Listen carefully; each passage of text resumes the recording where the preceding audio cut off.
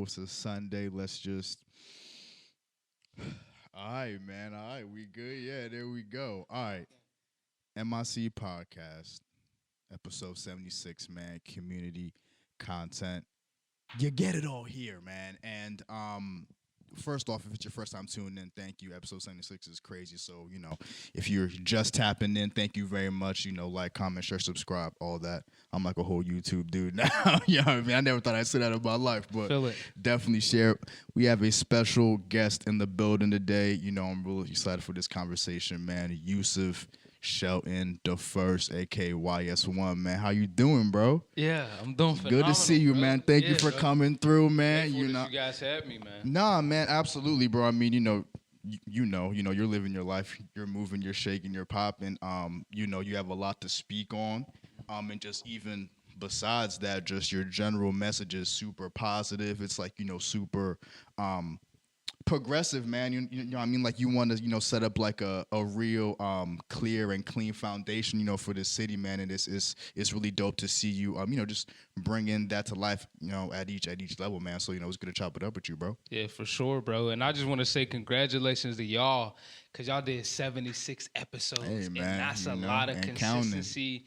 And that's a lot of like really just commitment to Absolutely. the vision. So that man, hats off to y'all. I mean, bro, you know what it is, man. I mean, like, you're in that lane too, bro. Just, I mean, like, obviously you're making music and all that stuff, but just as far as content creation, sticking to the grind, I mean, like, you're no stranger to that at all, bro. So, Yeah. for people who may not know, you grew up in Homewood, correct? Yeah, for sure. Okay, word. Yeah. Do you want to, how was childhood like for you, man? Just like, early life for Yusef. Like, how was that for you? For sure, bro. So, man, bro, like growing up in Homewood, it was very interesting to me because like people don't really understand or really know too much about Homewood, especially if you didn't grow up there. Yeah, right. But it was a very, very beautiful place, Right. And there was such a nostalgia there, and it was like this sense of community and like love, where I'm saying like your neighbors' parents took care of their neighbors' right. kids. I you got see what I'm you, saying? right. Like everybody, Like the just village had, took care of its own, right? For Yeah. sure, was definitely that, bro. And I think that was the way that I was raised. But then there was like a point in time where, there was always violence in the neighborhood. But, where my age group decided to like partake in the violence and begin to feud and start beefing and, picking sides. And that's kind of when things split up and, parted ways. And I was like in a space where like I didn't even like get a chance to fully experience like beefing with nobody or feuding with nobody because I ended up leaving and moving to New Jersey when I was like 14. Oh, okay. Word, bro. Yeah. So when you were 14, all right. So just even, speaking on, some of the violence and like, go into as much detail as you want to or, don't want to, bro. But like, it sounds like it developed over the course of the time. Like, so like you left when you were 14. So like, was it the same from like 7, 8? Like, did you like see the progression of like, all right, like there was violence, sure. You know what I mean? Like, stuff can happen anywhere. You know what I mean? But it's just like, as far as the progression of it, when like you start to see like your peer group, maybe getting involved in some things and, you know what I mean? Like, was it just like always like that, or like was that a steady progression? And No, it was definitely a steady progression. Okay. It was never just like, but I think if I kept it 100, like Yeah. Homewood always like to me, like since I was like a young, youth, Homewood always had like violence, gun violence, right. drugs and stuff like that. And so, but it wasn't until like my generation, like kind of like It like spiked up. yeah, where that's where like start getting crazier, like Got you. like because even the generation before me, like all my old heads, it was wild in the hood then, but like my generation is kind of like just what took it over the top. Yeah, they just like turned it up. Like, now all we're the way, doing something different with 100%. this. Like, Yeah. that's crazy, bro. So what like spurred the move to New Jersey? Was it just like a family like effort to like, get out of that area? Like, what was up with that? Nah, bro. I mean, it was just that. Like, it was the beef Okay. in the community where like I specifically wasn't beefing with nobody. Yeah. But the way that the neighborhood was divided, it was like it was uptown, downtown, and like Frankstown was like the dividing piece of like Homewood or whatever. And because I was from uptown, there were some kids that I used to really hang with that ended up shooting at me and a couple of my homies. Whoa. And it was simply because we was from uptown. That's and crazy. and and it was from that moment that I was just like, man, like I don't want to just like die in the hood and just be here like everybody else. Like I kind of want to live my life and like eventually go to the NFL or do something that I Yeah, really want to right. do with my life. Right. And so that was like the thing that sparked me feeling like, man, I Yeah. want to kind of get out the hood a little bit. What age did that happen? Like, I was probably around like 13, 14. That that's was just okay. So yeah. like, kind of like right around the time like you ended up moving. Yep. Did it like happen shortly before you moved, or like was it like? Yeah, it was definitely like it was like 3 or 4 months before I ended up moving out the bro, city. that's super crazy, man. I mean, thank God, I mean, you That got I'm out. still here You know what for I mean? sure. I mean, like just Yeah. even going through that at like 13, 14. I mean, like, did you know that you were moving to New Jersey like around that time? Or Nah, like? that was the reason for me moving to New Copy, Jersey. right, got It you. was literally because like actually Can't it do it just like came that. about where like I wanted to like leave, and of course like my aunt, she lived in Monroeville, so it was a Okay, way for me copy. to get out the hood and like kind of still be around, but like not too in a mix. Gotcha. But then like my uncle just offered the opportunity, like, hey, you could move to Jersey with us, and Yeah. you come stay out here, and I was like, I wouldn't mind it. Shout out to that, man. Yeah, That's for sure. beautiful. So was music just like always a part of the equation? Just leading up to the move to New Jersey, or like how did you discover your love for hip hop and rap? Yeah, 100%. So music definitely was always a part of like the story. I wasn't really like when I was younger, I wasn't really trying to blow up making music, but me and my homies, we used to just make music. Because we was like trying to, remix the songs that was out at the time, and then Right, go to the right, right. party and see who Yeah. had the best remix, and Okay, everybody that's was talking hard. about it. And That's hard. That's yeah. hard. It was during the MySpace days. You know what I'm saying? That's when yeah, MySpace throwback was vibes. popping. Yeah, for Okay, sure. word. So it was around that time. Yeah. I mean, like, do you remember like some of like, cause like I know you dropped that that Down Bad remix. Oh, I yeah. peeped that on SoundCloud. Was Yeah. that like the first freestyle that like you did, or like? Nah, bro. So that was like when I had got back to the city in like 2017. I moved back home to Pittsburgh, but 2018, 2019, I had started like dropping these freestyle videos every single week on a Thursday. And that's when I had like started like putting out like those consistent freestyles where it was just Okay. like I just was uploading all these different remixes and stuff like that. Right. Was Yeah. it like a certain day you would drop them on, or just like whenever you feel like it, you would just throw those out there? No, it was Thursday. I used to Okay, just drop them Thursdays, every week okay. on a Thursday. Yeah. Copy. All right. So like even just like kind of before that, like what were some of like the early days like in you? Again, just kind of like discovering rap, discovering hip hop, and then eventually making your own. Yeah. Music Well, I and mean, content. just to give you like a really brief summary of like how we got to this point. Yeah. So it started with me in a rap group when I was 13 years old. Okay.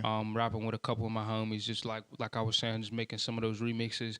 And then like when I moved to New Jersey, I was kind of still rapping when I was out there, but mind you, like I grew up in the streets, and so that's what I was rapping about when I was, here. But when I was out there, I was in the suburbs. It kind of changed my mentality, made me Right, start right. thinking more positively and start thinking about the overall perspective of life.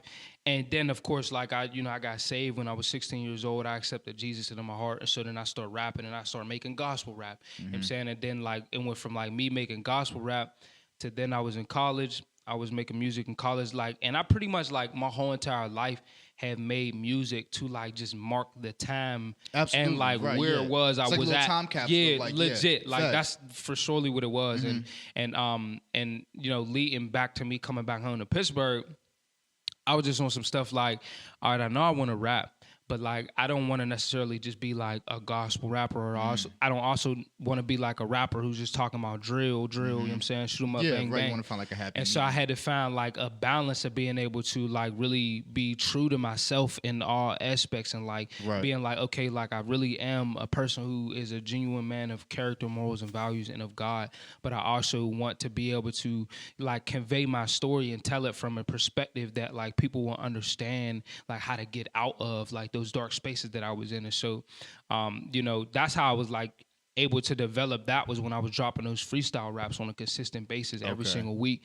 And then from those freestyle raps I led into the I led him from the freestyle raps until I won a business grant. The business Yeah. grant gave me the foundation to like start my actual music and career, where we're I definitely could gonna get all drop into that. singles, Yeah, and I that's was able to crazy. put like real music out. And then from there, like just doing shows throughout the city. Like after I was doing the shows throughout the city, I kind of had like was like in a space of like developing a organization called Back to Purpose, and Yeah, that's when right. we started doing like things in the schools, and going to different colleges and different establishments to kind of like educate and entertain.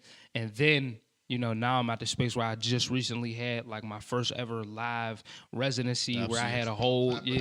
That beautiful, beautiful, beautiful, 100%. man. And congratulations on that, Thank bro. you, I mean, bro. like it looked like it was a real beautiful event centered around the nucleus of like what you're trying to do, man. Yes. And like I mean, bro, just from even your perspective, bro, that's probably like such a like dang, like I know it's one thing like talking about it and like envision it, but then like you do it, it's like all right, like you don't even really feel as if you're doing it, like what it like has taken to set it up, and like it took damn near your soul, Yeah, for you know what I mean, sure. to set up, but then like like you're doing it, stuff is going great, and then like after it's like all right, so like what's the next thing, you know what I mean, it's like eating like a Starburst, it's like sure. you get like the gusher, boom, the flavor, and then like it's over. So like we're definitely gonna dive into that, bro, but Yeah, all for that sure, is beautiful.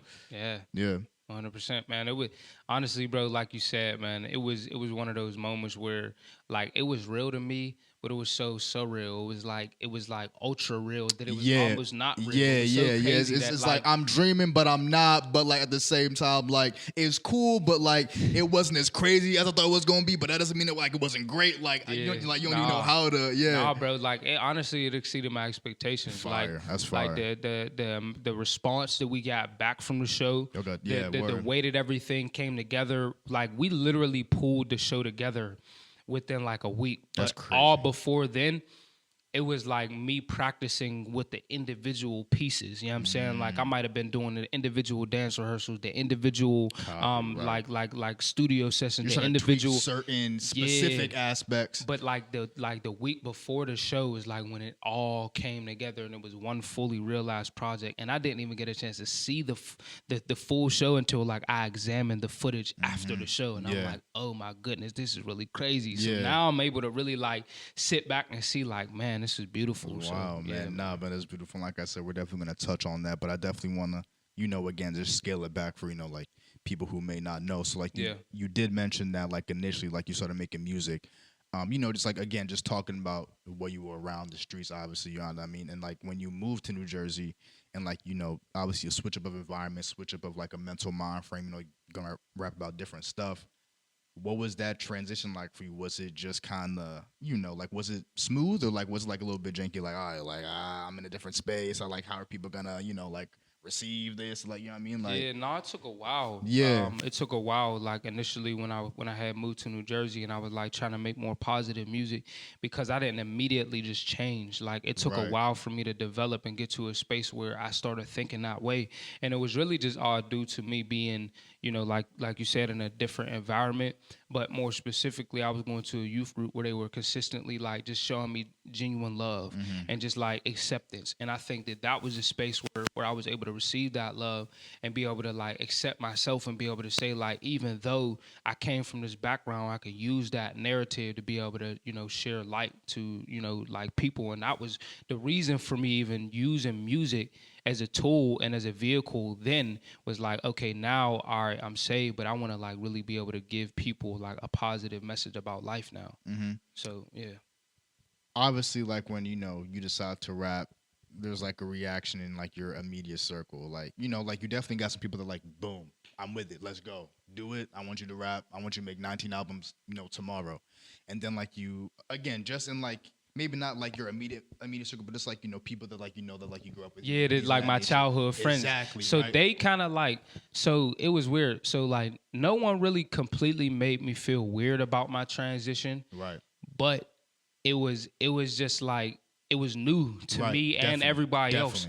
But like, what interesting enough, bro, like people really, really did receive that. Like, cause I was on social media with it back then, but I wasn't like even like necessarily. Then I wasn't like trying to be a rapper. I was focused more on like just trying to be a football player or something. Okay. And then I would like occasionally, sporadically post like these inspirational videos on social media. Definitely. And that started getting like a lot of good rapport from like the hood. You know what I'm saying? And people that I grew up with, that was just like, man, like I absolutely love this new wave that you're on and just like your mentality and how you changed. I remember how bad you used to be, and now to see where you are today, like. Yeah.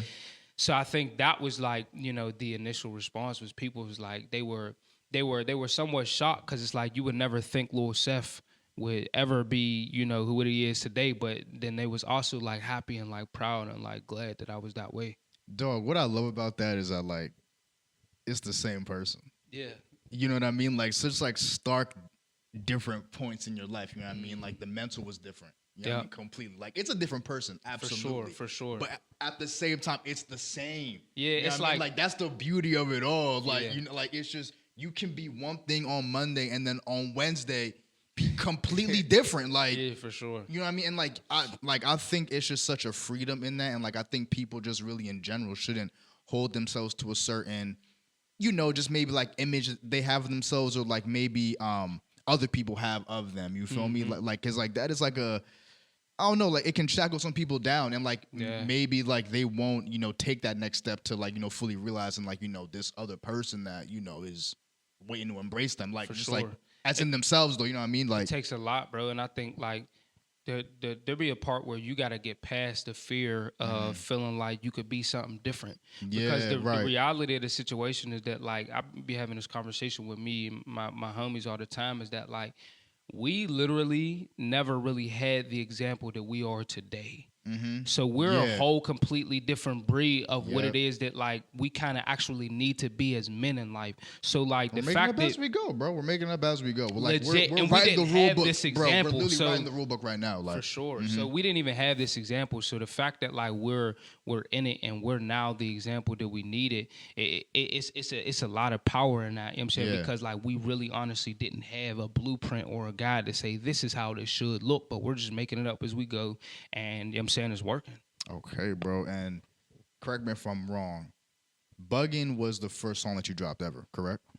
That was so Buggin' was the first professional song that I ever dropped. It was the first song that like I had the exclusive rights to, you know what I'm saying, that I like kind of like it was like it wasn't just a SoundCloud or a YouTube beat. Like it was like a song that like You made the beat. Nah, I had this producer. I had met this producer online, and she lives in Texas. Her name is Amaya Brown. Yeah, shout out Amaya Brown. That's the homie. She be holding it down. But she made the beat on IG or whatever. I hit her up about it. She ended up like reaching back out to me like, hey, the beat's like $250 for exclusive rights. Now, mind you, at the time, I didn't really have the bread to just pay $250 for a beat. But my homie Marcel Johnson, like if you don't know, you should definitely find out who he is. Episode, man. He was the first episode in the new Cribbo. Yeah, you gotta respect it for sure, 100%. But he was like, bro, like I believe in your music so much and I believe in what you're doing that like I really want to see, you know what I'm saying, you make this song. So if she said $250 for the beat, here, I'll just pay her. What's her cash app? And he straight just paid her, bro. Like it's even to the point where like we even drove all the way down to New Jersey back to my old high school to shoot the music video and like, yeah, bro. Were you like living in Pittsburgh at the time? Yeah, that's when I was like when I made Buggin', I was in the city. Okay. Yeah, so like all the original music of mine that I made was really kind of like when I was back home. Anything else that you find out there on the Ethernet or the internet is literally just music that I made off SoundCloud or YouTube beats. Yeah. But this is all like my professional career for sure. Right. Just between dropping your stuff on SoundCloud to like your first professionally made song.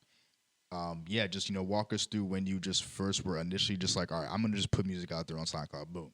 All right. And then how was that different from dropping your first professionally made song where you're in contact with a producer, you know what I mean? And like, you know, you have a video, you have like a whole plan. Like how was those two, you know, stages? Yeah, for sure. So the SoundCloud wave was a whole thing. It was a wave. You know what I'm saying? It was a whole wave. thing. Like, I was on there more than Spotify. Yeah, for sure. And I'm on Spotify heavy. Nah, like, it was SoundCloud was popping way before bro, Spotify. It was crazy because you were like finding all these like songs from like X_ whatever, like who posted it. Random artists. Random, but it'd be crazy. Yeah, music. Right, so, definitely. So that was a whole wave in itself, and that was right around the time that like I was in high school. So like my high school days is when I was like you know, Seth with the GG, which was Seth with the _ global gospel. So that's when I was like, you know, trying to be a gospel artist. And that's Seth when with the GG. I like that. Like that's a ring. Like, yeah, you know what I mean? I like that. No cap. And so man, I like that was like, all right, so boom. I might have got a beat off of YouTube and just ripped it off the internet or something, and then found a random like producer, a random producer in Jersey, and then was just like, "Hey, bro, I need you to record me or something like that." And went to the studio and just recorded a song, and then that's how I put it out. And then we had like a little camp in our youth group where we had this one dude who was a producer, and we used to just go over his crib all the time. He used to record us. So that's how I originally got into a space of like dropping music. Like, because I was about to say, like, did you like working with random people like that? Like, was there like random creatively? like random YouTube people? Yeah.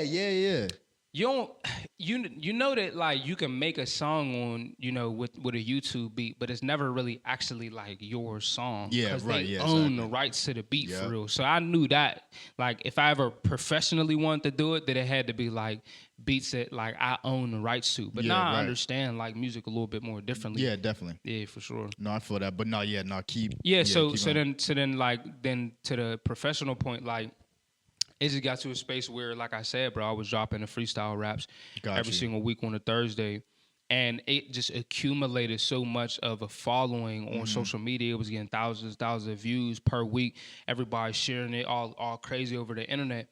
And then I was just like, man, like I had right before I won a business grant, I was like, bro, I gotta get like some original music out, because now people's asking me for albums, mixtapes. I don't even got one song like legit. I barely got a laptop, like legit, like 100%, bro. Yeah. But then that's when me and Sel, we start shooting the music videos on his iPhone, and we start doing like the same way I was doing the freestyle videos every single week on a Thursday. I was still dropping on a Thursday, but it went from like the freestyle videos on my broken iPad to then doing like the music videos on the iPhone, and it was just like still remixes to other people's beats. And then I was like, all right, now I could drop a first original single. So then boom, we shot the music video for that. And then like after that, the grant, and then after the grant, just all these singles. And now since the singles, bro, it's been like, I'm literally like 3 mixtapes in. I got 3 mix. In the last 2 months, I dropped 3 mixtapes. Then the show that we just did, Ignite, we did 22 songs throughout the whole entire show. So it's gonna be literally 2. We're gonna break it down into 2 whole albums. So it's like of like live performances. Yeah, live performance album. Yeah, for sure, 100%. Yeah, man. That's fire. Yeah, that's man. fire. That's crazy. And like that's a really good idea. That's a really good idea. Like you know what I mean. Like I think your fans are just like people that like have been rocking with you, man. They're just gonna appreciate the growth and like just even seeing that, and then like on top of that, like like the music is like there. You know what I mean? Because like even like researching for this interview, I was just like just like going through some of your stuff, and like even it's like, bro, some of your earlier stuff is like, I'm like, bro, this stuff is like, you know what I mean? Like I find myself gravitating more to the older stuff rather than like the professionally made stuff, just because that's just me. It's you know just what I mean? raw. Yeah, you know what I mean? It's just like feel the like rawness type of stuff. And like with me personally, like when I like to like dive into artists, like what kind of gravitates me towards like an artist is just seeing like some like their early stages of like making the art, and then just seeing like how they grow. I'm like, all right, so like that's how so that's how develop into that. Like I see that, and then like just even outside the music, hold on, wait, now this caught me right here. Yo, I'm weak. Hey, man. No, bro, I'm telling you, bro, man, that Happy Meal Coke combo, bro. Once you consume that, it's over. It's done. It's done. Nah, man, but so just even with the bugging video, man, like you drove all the way to New Jersey. Yeah, bro. What sparked that decision? Man, bro, like I think I wanted to. Cause like I had my homie that I went to high school with. His name is Christian Georges. Shout out Christian Georges. Georges with millennials repping culture. He was just on some stuff like I didn't really have the bread to pay for like a videographer in the city, and I also didn't want to just drop like another song like where like you see a bunch of different artists in the city of Pittsburgh and all they do is drop music videos in the same locations, and I was just like, I want to go somewhere that's like, is this a timeshare? What's going on? Like yeah, for sure. I was like, I just wanted to be somewhere where like nobody was really used to, and it was something that I was just personally connected to, and that's why I just was like, I want to really kind of go back to Jersey to shoot the music video. Yeah, bro. I mean, dog, it's like it just sounds like you just kind of had like an early like acumen as far as like just setting yourself apart. It's just like, all right, if everyone's doing that, I'm gonna purposely go this way just to see what's so, you know what I mean? It's like I might find something completely different over here. For sure, bro. And I think that is even literally a part of like the narrative that I'm running with right now, is because like that's the whole movement that we're on right now, is like being completely different, being the first you, realizing that there's only one you, and that you should just be your most authentic self. And then like what's so dope about that, bro, is that like I already knew when I was in New Jersey that I was eventually going to move back home to Pittsburgh. Why? And God, because like I had like a vision. God was showing me a vision when I was in New Jersey. He was showing me a vision of like the city of Pittsburgh coming together in unity, and like how, you know, our city is really just known, you know, predominantly for like drugs and killing and just like this doom and gloom spirit over the city, and just a very divisive city. God was showing me like the city being dominated in unity and in love and in purpose. But I didn't know how it was going to happen until like I was just in alignment with the purpose that he had for me. Right. So boom, fast forward me moving back to the city. When I start really like discovering my own identity and the reason why I was placed on earth, God started sending the right people into my vicinity, like that I was able to collaborate with, so that we could shift the whole entire culture and atmosphere of Pittsburgh. Because that's what really, like, if you really pay attention to what's happening right now in the city, you'll really understand that like something's shifting. Like it's no longer the same for real. And so like people like me and Marcel Johnson and, you know, different individuals that we got in our camp being put in these positions of power is so intentional, because like whenever you see somebody like Marcel Johnson, he's literally getting you to walk into your freedom. Whenever you see somebody like me, what I do is I rap to ignite purpose. And our purposes like cross examine, and they cross match, and they correlate so much. Symbiotic. And it just is like, and it's creating like this whole energy force of just like love and unity, and like people operating in light and in their purposes. And that's why we got the organization Back to Purpose, because we really just wanted to infiltrate the school systems and just like the different college campuses around the city, so that we could equip other people to understand what they're passionate about and operate in their purposes, and realize that they don't got to conform to society and what, you know, the narrative of Pittsburgh has always been, and that they can step into freedom and like walk in their purpose and just be completely different. So that, like, bro, that's literally like the reason why all of this is important, is that like it went from that moment of me being in Jersey and really not understanding my purpose, and then finding out my purpose, and then getting to a space where like now I'm walking in my identity. But it always takes me back to that moment where God was showing me like the city of Pittsburgh coming together in unity, and like people in the city like getting away from like that old toxic mentality of hating on everybody, and just like not, you know, like supporting each other, and not like lifting each other up. Nah, bro. That's kind of crazy that, like, you know, you had these visions of, you know, the city shifting. I think you are 1,000% right. I think for the past 2, 3, maybe even more, because, like, you know, I only moved there 2 years ago, so it could have been a whole rumbling, a whole bubbling even prior to that. You know what I mean? But it feels like the city itself is like hungry for like that shift, like a change, we're for not sure. like. Yeah, I mean, like, we're not rocking with the current setup. Like, 100%. The current settings are not rocking with it. Like, and I would even say this, bro. Like Pittsburgh, everybody know that Pittsburgh has somewhat of a music scene, right? yeah, definitely. But the reality is that like we don't have enough exposure here. Yeah, So for like sure, right. like part of our reason and our purpose is to be able to create the momentum and the energy and this buzz around everything that we're doing, so that we could create exposure for our city and for the other artists and other entrepreneurs and different individuals who are making a difference, who just like you and Mike, like y'all's really just trying to be a light in the city, and y'all's trying to shift that narrative as well. And that's why we're able to connect and relate on this path that we're all on right now. Yeah.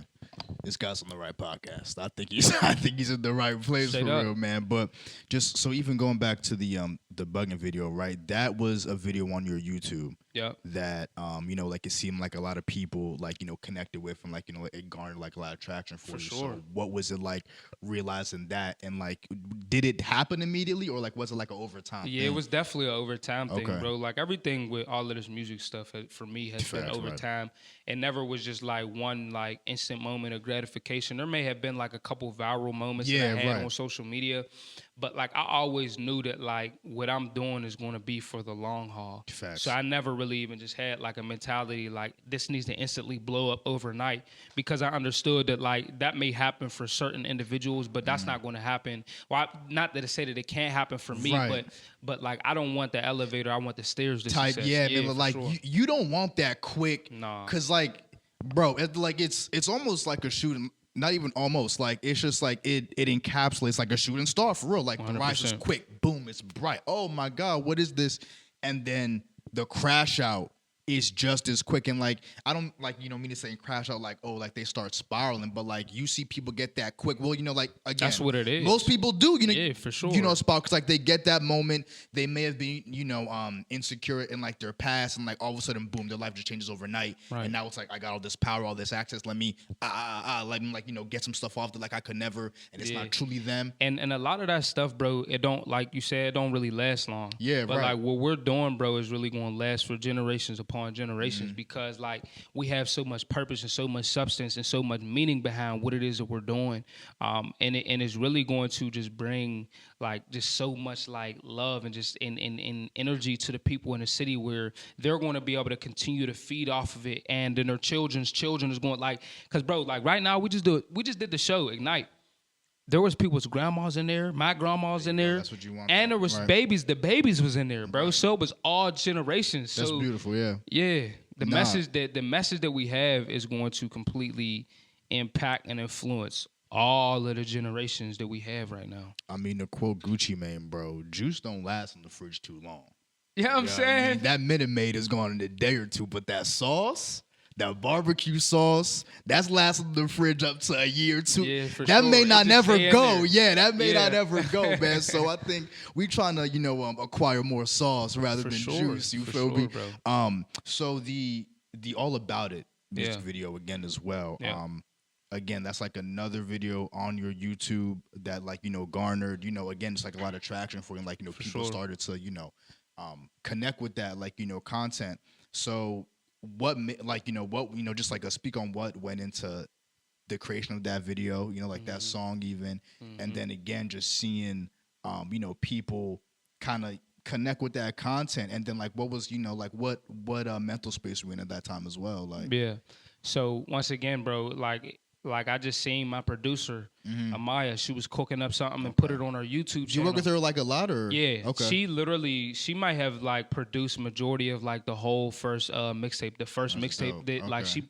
and if she didn't produce a song, she mixed and mastered majority right. of all of the songs that I have out right now. So just shout out to her for that. But so I just seen that on her YouTube, and I hit her like, yo, this West Coast beat is a vibe. Like this is like, did you put this on the market yet? And she was like, nah, like it's still available. And I was like, bet. So I hit her for the beat, made the song, whatever. Then I hit my uncle like, yo, I see you got that Lex. I need to put that thing in the video. It's going to look crazy in the video. So I hit my uncle.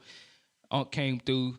You know what I'm saying? Let us use the Lex in the video. But shout out to Unc for that, man. Shout out to Unc for letting y'all hold the Lex. You know what I mean? Yeah. Bro, it was definitely official, and I was grateful for it too, because it was just an elevation and everything. Like, but still, what's crazy is we had a professional videographer on site, but then we also still filmed some of it on the phone. So like, if you watch the video, like some of the cuts is on the phone, and some of the cuts is on like the like regular camera and, too. Hey, like the naked eye might not ever know. Like now we got the little ones in cap. here. They robbing right now, man. They comfy, man. Shout out to that, bro. That's hilarious. But no, I mean, like, just even to that point, man. I mean, this podcast has been shot on an iPhone. Yeah. Same set. Like you wouldn't Legit. Bro, just get like, bro, You like gotta. I think, bro, what it is you gotta just start with what you have, right where you are, because you can't ask for the whole, like backing. This is the mental block. The mental block is feeling like every piece gotta be in place, and it has to be super excellent and professional off the rip. I think my advice to anybody who's just trying to be an artist, entrepreneur, whatever. If you have a product, you gotta just get it out there. You know what I'm saying? See how people respond to it, and then also just understand the reason why you're doing it, and just get it out there. Like, and once you just get it out there, and you're able to just build that muscle and that repetition of just putting stuff out, like you eventually find your pocket and your message, and you could craft what it is that you actually want to do, and you could just like find niche down and just like start hitting it on the mark every single time. But like you, all about you sitting on years and works of bodies of content that you never put out and nobody ever knows about. Like that's not official. You gotta let it go. You gotta empty the tank before you go. Definitely, bro. So you're weaving in that iPhone footage with the camera footage, and like I'm sure like you like the product, but yes, like how did that end up turning out for you? I mean, I feel like the video was okay. It wasn't like to the best of like the quality that I felt like I would have really wanted out of the video, but it was still official though. It was once again, it was just a video to promote the song, to like continue to spread the message. No, I got you. So as far as performing, what were some of like your first or like earlier performances, and like how did you even get into finally getting on stage with some of your content? Yeah. So I mean, like I kind of was already doing a couple open mics when I had first came back home in 2017, 2018. But 2018, I had like stopped rapping or whatever, got back into it in 2019. But like my first performances were probably, oh man, I never even said this, but my first performances were rapping with the kids that I was working with in the after school program. Because when I was doing those freestyle videos, like I would show the kids the freestyle videos and then I would rap for them or something like that. Or like when I first dropped Buggin', I had rap Buggin' for the kids that I was working with at the after school program. So that was like one of my first performances, like where I was like, felt like this is me like stepping into my professional arena. Yeah. But man, bro, 2022, pretty much like every single week throughout the whole entire year, like we was booked for a show. Like Marcel opened up and he hosted every single time, and I just rapped. And anytime that he hosted anywhere, I came and I rapped. So it was just like, it literally has just been like a continuous build of like momentum throughout the whole year of 2022 and now 2023. Well, we got so many different things lined up this year. It's gonna be crazy, bro. Yeah, bro. Yeah. So just even like when you, cause like when you're showing the kid your freestyle, like was there like element of like, all right, like let me at least just get my feet wet showing me rapping in front of people, period. It could be young, old, let me just do that. Like was that kind of like the mentality there? Or so is your mic cool? Is it okay? Let me see. Yeah.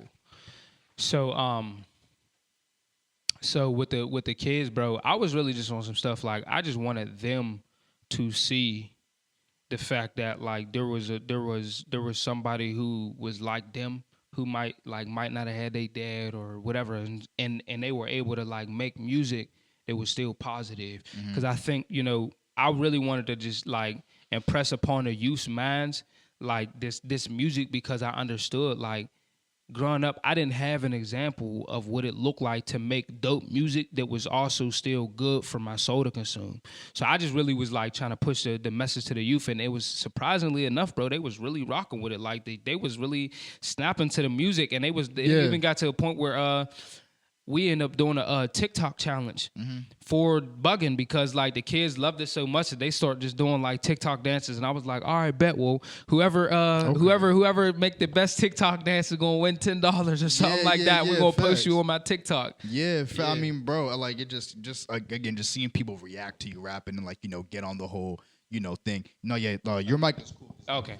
I didn't see it. Yeah. No, you're all good. But you're chilling. I like that though. With tenderness on the pod. Yeah. I'm talking to a dead joint. Yeah, you're straight, bro. But so like when you started like doing shows like around Pittsburgh and like all that stuff, how was that? You're showing it to like the kids, like the whole TikTok challenge is like doing this thing, and then like just doing shows like around the city. What was like the stark difference for you, like actually being on stage, rapping?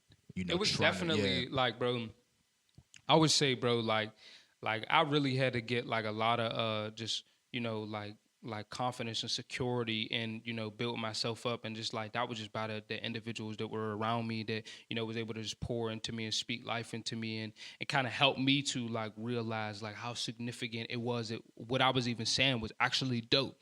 And from like that confidence building, and from like me consistently putting out the freestyles, one of the things that I did go into performing with was like there wasn't really a lot of people at a lot of these earlier shows that I was doing. Yeah, like, right. I remember I just did a show last year where there was less than 10 people there. Yeah. And I literally just had to perform on stage like That's there how was you do it, 150 yeah. million people Absolutely, there. every but time. the thing is though, what I had to realize is that like I developed something in me from when I was dropping those freestyle raps on a consistent basis that like every single week you might not get 1,000 views on your video. You might you might get 20 views on last week's video, and that's it. But and it might sit there for 6, 7, 8, 9 months, like for sure. And but that's not to determine the worth of the value of what it is that you're doing. All you got to do is just be consistent and not focus on the numbers. So I think that was able to help me to like not really focus on the numbers when I got into those performances. But it was like it was just developed, bro, from a space of just like putting those freestyles out. That's how people even knew who I was to want to start booking me for performances. But I did like eventually get to a space where like my stage presence is just incredible now. And it's really just because I just take the same energy that I play football with and the same energy that I use in worshiping and praising God. And like I literally go hard in the paint when I do it. And with anything that I do. And so now I just take that same energy and I just translate it onto the stage. And that's the same energy of a monster that you would get on a football field, the same energy of a monster that you get on the stage now. How long did you play football? I played ball since I was 3 until I was like 21. Like I dropped out of college, and that's probably when I stopped playing ball. Okay, got you. What position? I play wide receiver and strong safety. I knew it, yeah. Yeah, for sure. Yeah, right. But I was probably best on D. I wanted to play wide receiver, but like defense was just like an all-time like lockdown situation for me. Nah, I feel you. That's where you shine. Yeah, right. Sure, for That's sure. Hilarious.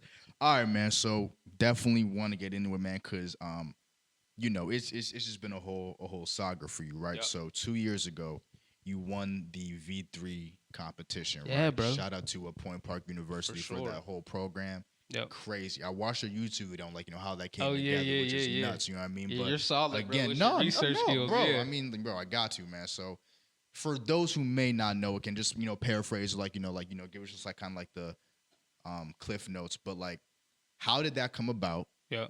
And just what was it like? First off, applying for that grant. And then, being one of the finalists, and then finally receiving. I gotta give you your props. Yeah, bro, no, that for was sure. that was a really good. I could definitely tell you did your research. But so with the V3 thing, bro, it was literally what it was is that, I was working 2 part-time jobs, but then I got dropped from the one. Because of the pandemic. So this is right 2020. Yeah, right. So I got dropped from the one, and then the other one was like, it was kind of paying me, but it was like not enough for real. So I was just like, bro, this is crazy. So I was like, even though I was like working, I wasn't making as much money as I wanted. I was like, something in me just knew like it's time for me to go. Like I gotta get out of this space of like not being able to operate in like my purpose and the reason why I was here on earth, bro. And there was times where like I was at work and I would be mopping and I was doing janitorial services and working in the after school program, and I would be mopping, bro, like, and I would be having conversations with God. It's like, yo, like, I just want to get paid to be who you put me on earth to be. I don't want to get paid doing this. But I understood that, like, it was built in my character at the moment. But I remember, like, in 2020, like, late summer of 2020, my homie, she sent me this grant application to Point Park. And I was like, oh, I bet. How did you find out about it? Like, so she goes to Point Park, or she was going to Point Park, but and so she sent me the grant application, and she was like, I think you'll crush this. I was like, bet. And what it was like a Shark Tank like competition where you had to pitch your business idea, right. And then if they bought it, you got transferred to the finalists, and then the finalists had to go to Point Park and present their whole entire like business to the people. So basically what happened, they I ended up becoming a finalist once I put the initial application in, and then I went to Point Park. How long was it before you heard back after you applied? It was like 2 months for real. Okay. So it was like kind of like a couple months of uncertainty. Yeah, for right. Real, yeah, I definitely wanted to do it, but I had but it was so dope because like I had got that application, and like 2 weeks later, I ended up leaving my job. Like, in fact, I went to California, and I came back from Cali, and I was just like, yeah, it's a wrap. I'm not even going to try to go back. I'm gonna just. Why'd you go to Cali? It was just a trip. Got you. With the family. We just went out there. Yeah, cool. But I came back. And then so I went down there for the audition.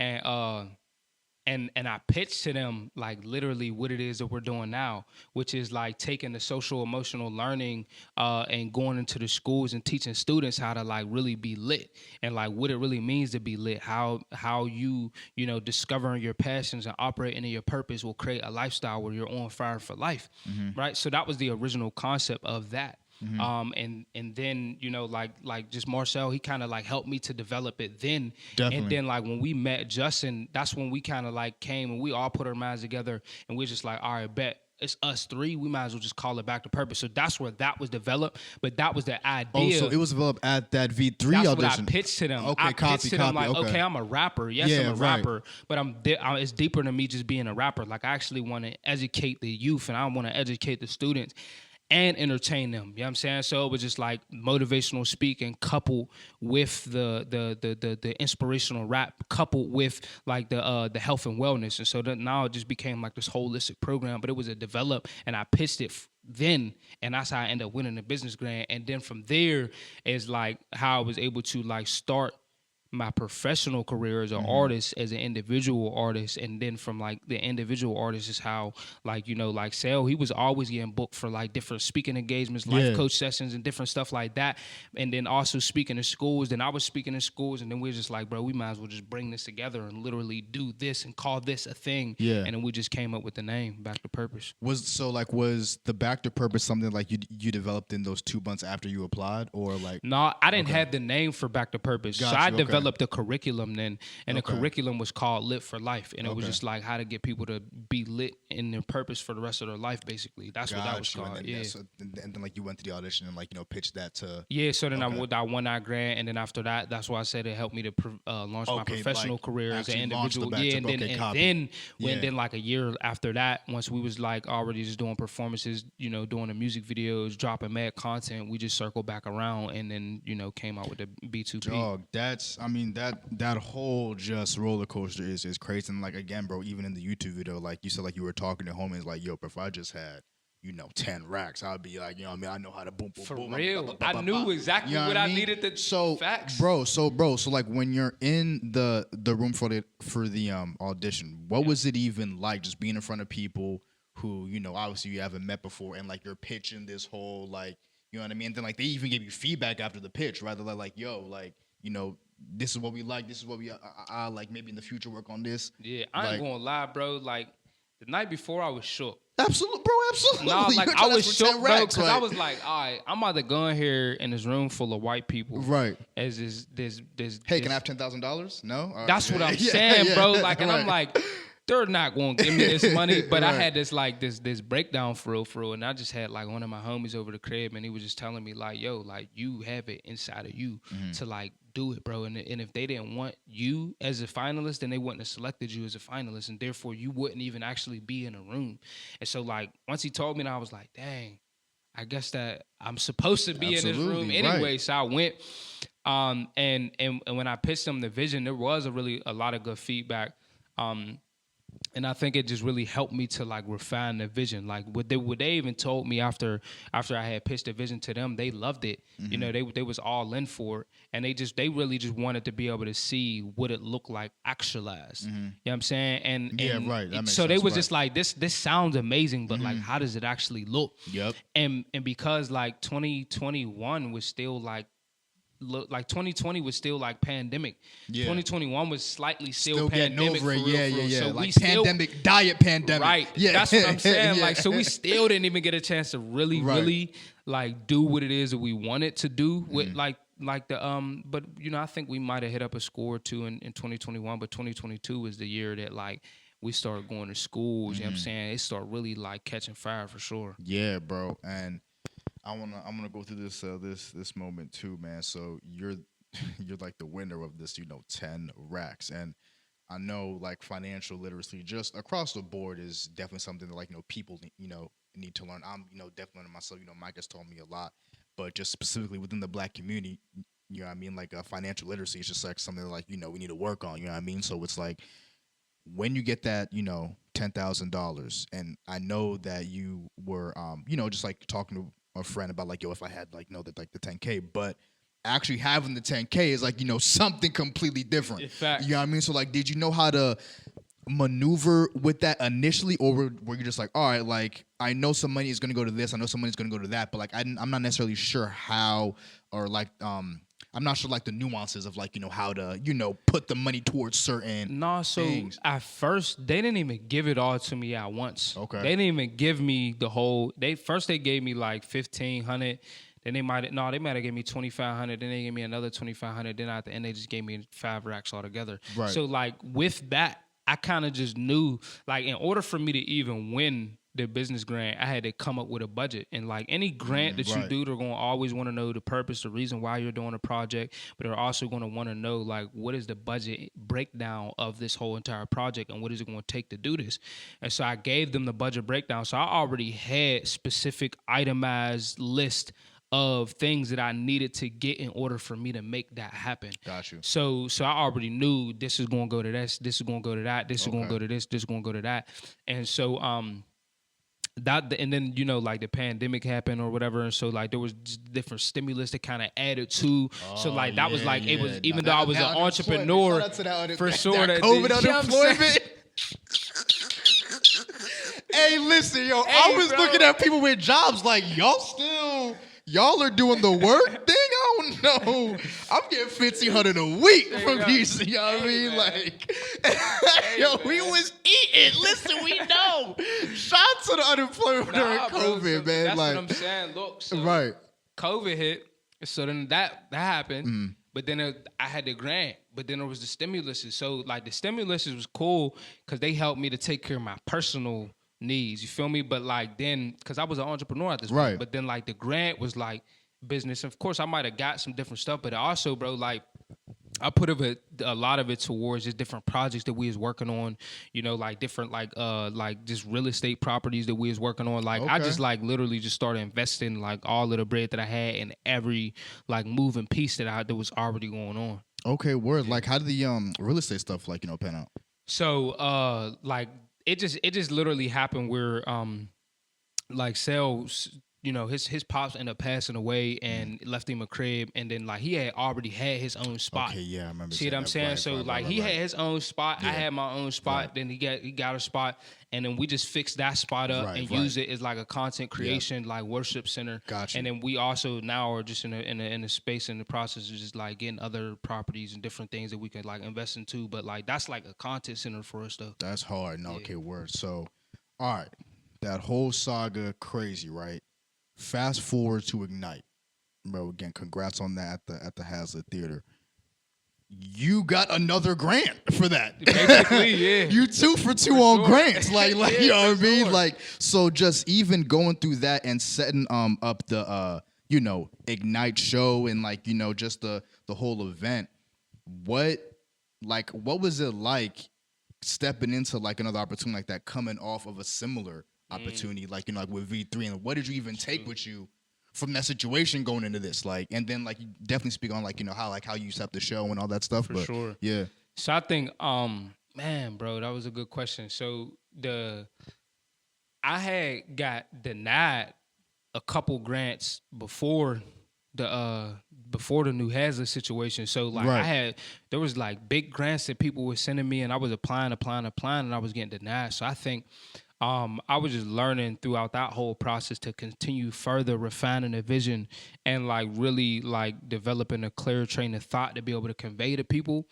And that was able to like just help me to get positioned for the New Hazlitt situation. Mm-hmm. Now with the New Hazlitt, it was different because they're used to like theater in the theater, because it's a theater. Right. So like they're used to like people putting on plays and just different things of that nature. They were not really used to like people coming through and doing like a whole hip hop concert. You know what I'm saying? So that was like completely different. I don't really know if it's even ever been done in that space. But man, like I applied to it back in like April or something, or maybe like March, April of 2022. And then they told me that I wasn't going to have a show until February 2023. And there was like 5 different people who got selected, and they was all throughout the year 2022. And I wanted to be one of those people, but it was weird I'm like, I wasn't even trying to be in Pittsburgh in 2023. And y'all Right. trying to book me a show in 2023. I don't even want to be here. Yeah. But it was good because it gave me enough time to like really formulate a team to get together to like put all of this stuff together. And in a way that I did that was like I already have like a collective of artists that like I'm helping to like manage. Okay. And I'm not like managing them in a business sense, but like we're just like collectively managing the whole collective as a whole. And so the purpose and the reason for that collective was to be able to cultivate a safe space for people in the city of Pittsburgh to come and experience the physical, tangible presence of God outside of a religious setting that don't look like what tradition may offer you. Right. So that they can just experience the real spirit of love and be able to just be themselves. And it could be music that's R&B, hip hop, like pop music, rock, whatever. It's just like we kind of just wanted to just create like a real free space. And so I had already was like in cahoots with a bunch of different artists throughout the city because of that. And from that, I just pulled on a couple of their coattails like, hey, I got this show coming up in February 2023. I really think that you would make an amazing addition to the show. Like, I would love for you to be a part of it. So I pulled those different individuals in.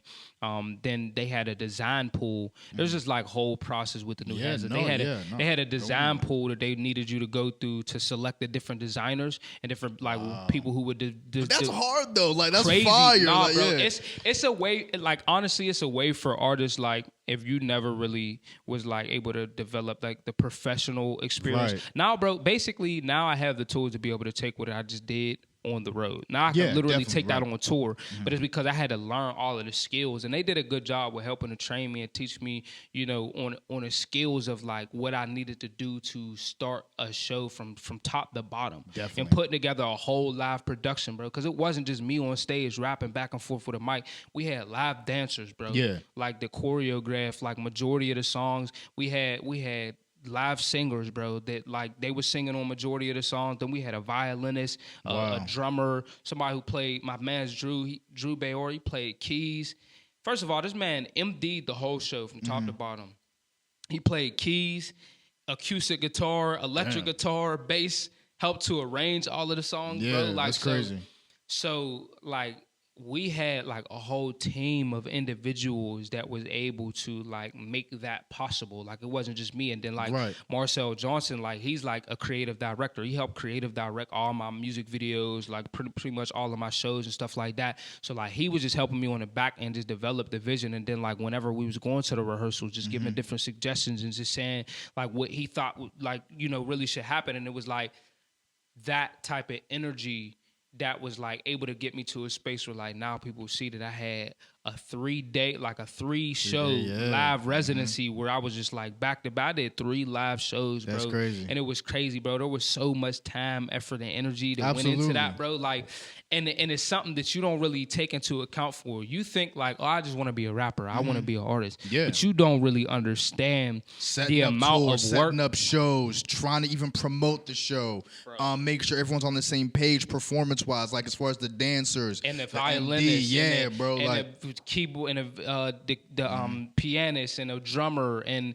the lighting and projection and like make sure everyone's on top. That's a thing. Bro, like it's a whole thing, bro. And it was exhausting. It was very exhausting, but it was also very exhilarating. Absolutely. And the same token, it was like I was getting drained of a lot of energy, but I was getting so much energy because I was so grateful at the fact that I was living in a dream that I had when I was the 16-year-old kid. That's crazy. And I was like in youth group rapping, and I was doing youth conferences then. And then it was just like, then I came back home and I'm rapping on a broken iPad to now like I'm a professional artist with multiple singles out, multiple mixtapes out now. And now I have like a whole live concert where it was just crazy, bro. And the whole city came through. Like the way that they responded to that, they ate it up, bro. Like they came through. They showed up. Like I had 3 shows, bro. I had a show in the morning at 10 o'clock in the morning, bro. There was close to 100-something people there. And That's I was crazy. like, in the morning, in the middle of the day. Yeah, you know what I'm saying? When people just starting their day, I was surprised, bro. Yeah. By the response that you know, but it was all just due to a lot of prayer. Definitely. A lot of, you know what I'm saying, journaling and writing out the vision, a lot of team meetings, you know what I'm saying, a whole lot of team meetings and rehearsals, bro. And really just like sticking to the vision and just being like, all right, this is what it is that we want. and this is what we want people to walk away with. And that I was satisfied because people walked away feeling love, feeling accepted, feeling like they could be themselves, feeling like the unity. That was bro, I promise you, one of the main things out of all the feedback that everybody kept saying was that they loved the overarching sense of unity throughout the whole entire show, because each individual had their own solo moment. So like Marcel had like 2 speaking parts in the show where it was solely just him on stage speaking, and they might have had like Drew underscoring with a with a guitar, just playing some little soft melody in the back. Right. Then we had the violinist. She had her own solo moment. We had one of the singers. She had her own, so she sung her own song, her own solo moment. The drummer had a solo. You know what I'm saying? A dancer, one of the dancers had like a solo. So it was That's like hard. Each individual had like a time to shine, low key. And it was like echoing a bigger picture of like, we're all up here standing in unity to get you to realize like what it looks like to operate in your purpose on this level, doing the things that you love around individuals that you really genuinely care about, and like operating in that spirit.